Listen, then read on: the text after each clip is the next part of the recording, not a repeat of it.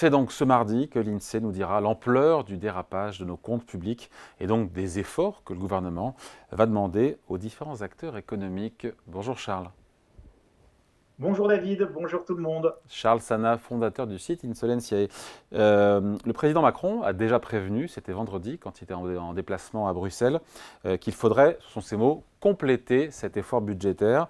Dans le même temps, on a Bruno Le Maire qui exclut, il l'a dit, le temps de la rigueur. Qu'est-ce qu'il nous dit, le ministre de l'économie? Il nous dit la responsabilité, ce n'est ni l'austérité, ni le laisser-aller. Sauf qu'on se dit que le statu quo, il est intenable aujourd'hui, au vu des chiffres qu'on aura demain, 5,3, 5,5, 5,6% du déficit public pour 2023. Alors, c'est intenable, David, très certainement. Et donc, on va, a priori, passer du quoi qu'il en coûte de Bruno Le Maire au quoi qu'il en coupe de Bruno Le Maire, qui va être obligé, évidemment, de couper dans les dépenses. Et donc, on va parler que de quoi qu'il en coupe dans les prochains mois. Alors, première coupe assez naturelle, sur laquelle il y a une, si vous voulez, il y a une évidence analytique, c'est que nous sortons, comme l'a annoncé le ministre, du bouclier tarifaire, du bouclier énergétique. Et donc ça, ce sont des dizaines de milliards d'euros qui ont été dépensés ces derniers mois, qui ne seront plus dépensés ces prochains mois. Donc cette sortie du bouclier tarifaire, ça fait une coupe qui, entre guillemets, je ne vais pas dire qu'elle est indolore, mais en tout cas, elle n'est pas aussi douloureuse qu'évidemment de couper directement dans des dépenses auxquelles on est habitué depuis des années ou des décennies. Couper 20 milliards d'euros de bouclier tarifaire, c'est pas du tout la même chose que de couper 20 milliards d'euros sur la politique de l'emploi, dont le budget est de 20 milliards d'euros. Oui, justement, 20 milliards d'euros, c'est le chiffre qui a été annoncé par Thomas Cazenave, ministre délégué au compte public, sur les efforts demandés pour 2025, en plus des 10 milliards de cette année.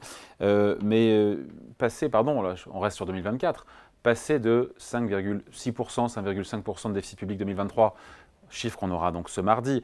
L'objectif cette année du gouvernement, c'est 4,4%. Passer de 5,6 à 4,4, pardon, mais c'est quasiment mission impossible. Voilà, c'est une vraie cure d'austérité parce que 1,2 points de baisse du déficit, ça fait quasiment 20 ou 25 milliards d'économies à la clé. Exactement, exactement. Non, non, mais Dès l'effort, 2024. non, mais je sais, David, l'effort est absolument considérable. Sauf à Je vous rappelle s'asseoir sur ces objectifs de réduction de déficit. à moins que le quoi qu'il en coûte, qui devient le quoi qu'il en coupe, redevienne un quoi qu'il en coûte, si par exemple l'affaire ukrainienne s'envenimait et qu'on était obligé, en rentrant dans une économie de guerre, de se comporter comme une économie de guerre et donc d'avoir des politiques d'économie de guerre. Pour le moment, on n'y est pas. En tout cas, ça serait la seule manière indolore et d'avoir recours à de l'argent facile serait un cas d'aggravation du conflit. Il va se passer plusieurs choses dans les mois qui viennent et dans les semaines qui viennent. D'abord, nous avons les élections européennes. Et ces élections européennes, politiquement, il est difficile d'annoncer une austérité majeure ou massive avant les élections européennes. Il ne faut pas désespérer les électeurs. Et l'Union européenne ne peut pas être perçue par les électeurs comme le père Fouettard qui nous demande de faire une cure d'austérité. Vous remarquerez d'ailleurs la discrétion des institutions européennes sur la dette des États et sur la situation financière, notamment de notre pays. Donc on voit très bien que cette période d'élection européenne permet de geler un petit peu la situation. Autre élément important, vous allez avoir le 26 avril la révision de la note souveraine de la France par l'agence Fitch et l'agence Moody's, me semble-t-il, qui vont donc réviser la note. Va-t-on être dégradé ou pas dégradé? Telle est that is the question, se posent les marchés et surtout Bercy et le gouvernement et le pouvoir politique en France.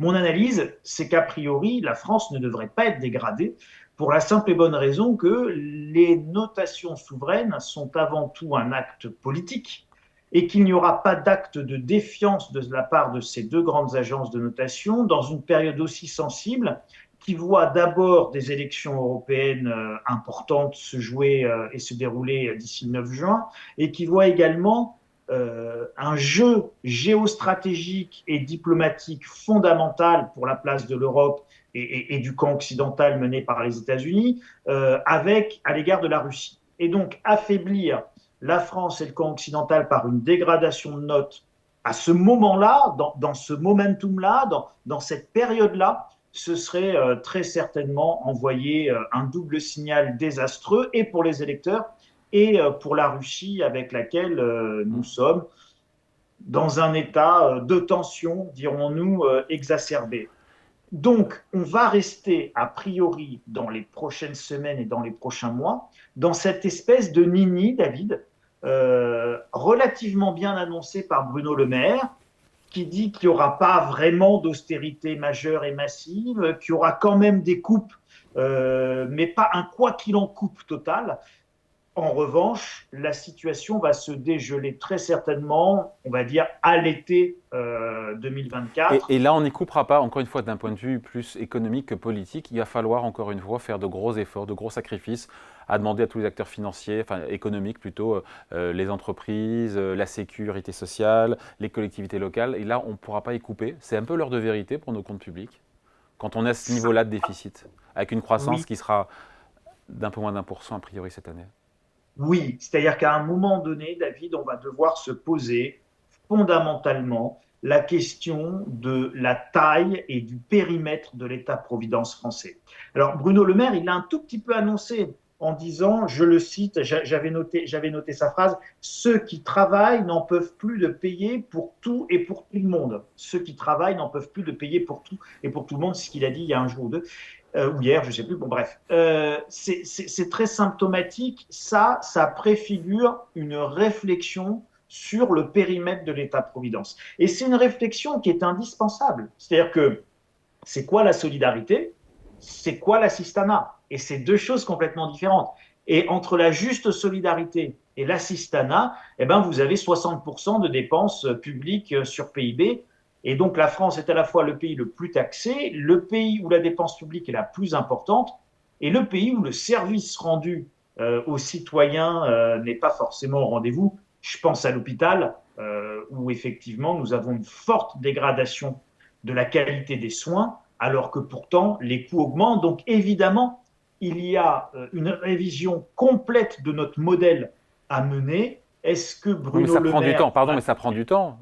Des coupes, quand on dit on coupe au rabot 5 milliards d'euros, comme le gouvernement le fait sur l'ensemble des ministères sur 2024, ça peut être fait quasiment dans l'instant. Revoir le périmètre de l'État, c'est un travail de longue haleine. Alors, vous avez le périmètre de l'État et le périmètre de la dépense sociale. Donc, le périmètre, pour vous donner un ordre de grandeur, le périmètre de l'État, c'est 400 milliards d'euros de dépenses, c'est 300 milliards de recettes, c'est plus de 100 milliards de déficit et c'est 450 milliards de dépenses. Et puis, vous avez la dépense sociale, les fameuses branches de la sécurité sociale, et ça, c'est 900 milliards d'euros de dépenses pour un total de dépenses publiques de 1 300 milliards d'euros, soit plus de 60% du PIB. Ça, c'est la réalité de la typologie de dépenses en France. Donc oui, David, on ne va pas couper à faire du quoi qu'il en coupe, mais ce quoi qu'il en coupe, il va à un moment donné se focaliser aussi sur ces 900 milliards dont je vous parle, qui est la dépense sociale. Et donc, on va parler des retraites, mais je parle des retraites des retraités à la retraite aujourd'hui. Donc, on va parler des pensions de retraite, pas des futures retraites. On va parler des gens au RSA, et on en parle déjà en les mettant, en les forçant à faire un certain nombre d'heures de travail pour que ceux qui peuvent en sortent. On va parler de la diminution des allocations chômage. Donc, on va réduire la dépense sociale. Et mon pronostic, c'est que l'action du gouvernement, à partir de l'été 2024, va s'attacher à réduire la dépense sociale et à réduire le périmètre de l'État-providence. C'est une analyse, ce n'est pas forcément une vérité à prendre évidemment au pied de la lettre, mais mon analyse me conduit à penser qu'aujourd'hui, on a réduit à peu près ce qu'on pouvait réduire au niveau des dépenses pures de l'État. Surtout si on doit s'engager un petit peu plus en Ukraine, ça va coûter plus cher aux finances publiques. Va rester ces 900 milliards de dépenses sociales qui risque d'être attaqué fortement à partir de l'été 2024. Ouais. Après, on finit là-dessus, Charles, mais des coupes de cette année déjà prévues 10 milliards, peut-être plus, il faut compléter l'effort, comme le dit le chef de l'État. On sait que c'est un effet aussi potentiellement récessif sur l'activité. On a déjà une croissance qui n'est pas très folichonne, à moins de 1% pour cette année. On a François Bayrou ce week-end qui appelle à ne pas casser la croissance. Il y a ce risque-là aussi, on l'a vu dans les années 2010, quand il a fallu réduire à marche forcée les déficits, que ça ait tendance effectivement à casser la croissance. Et on a eu, sous François Hollande, on se rappelle, plusieurs années de croissance zéro. Oui, David, mais vous savez, il n'y a aucune bonne manière de venir à bout d'une dette qui nous dépasse un peu. C'est-à-dire, pour résumer la situation, les conséquences de la faillite ou les conséquences de la politique à mener pour éviter la faillite sont sensiblement identiques. C'est-à-dire qu'à un moment donné, soit vous faites appel à l'ajustement monétaire si vous avez votre banque centrale, ce n'est pas le cas. Nous dépendons de la BCE, la Banque centrale européenne, donc nous n'avons pas notre souveraineté monétaire permettant de faire un ajustement monétaire purement national, rien que pour nous, si vous voulez. Donc, en l'absence du levier d'ajustement monétaire, il nous reste juste le levier de la dépense et de la rentrée fiscale. Donc, on ne peut jouer que là-dessus. On ne peut jouer, sauf à sortir de l'euro et à revenir à la Banque de France et au franc, on ne peut jouer que sur nos rentrées, nos recettes et nos dépenses.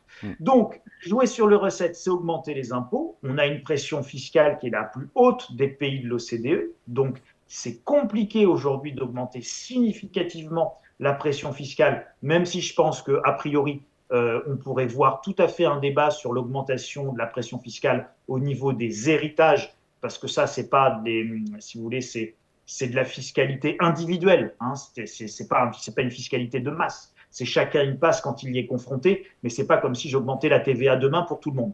Donc, on n'est pas dans le drame collectif, on est dans le drame fiscal individuel. Donc, on pourrait tout à fait voir à la marge quelques augmentations d'impôts ou de fiscalité, mais surtout une baisse de la dépense. Oui, cette baisse de la dépense, David, elle est récessive. Bien sûr, c'est moins d'argent injecté dans l'économie.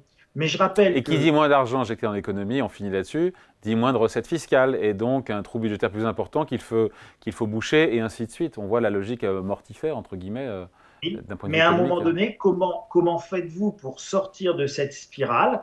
Eh bien, soit vous avez le courage politique de sortir de cette spirale de manière ordonnée, tout en sachant que là, David, en fait, on n'y est même pas encore. Les quelques milliards qu'on annonce, en réalité, vont être tout juste suffisants, et moi je conclurai là-dessus si vous me le permettez, pour payer les intérêts de la dette, basiquement pour faire une cote mal taillée et que tout le monde nous comprenne, 3 000 milliards d'euros, si demain ça nous coûte 3% en moyenne, ça veut dire 90 milliards d'euros à trouver pour payer non pas la dette, pour rembourser non pas la dette, mais pour juste payer les intérêts de la dette accumulée depuis maintenant 40 ans, puisque le dernier budget excédentaire date de 1974. Ça ne fait pas 40 ans, en fait, ça fait 50 ans, excusez-moi David. Allez, analyse et point de vue signé Charles Sana, fondateur du site Insolencia. Et merci Charles, salut. Merci David, bonne semaine à Toi tous. aussi.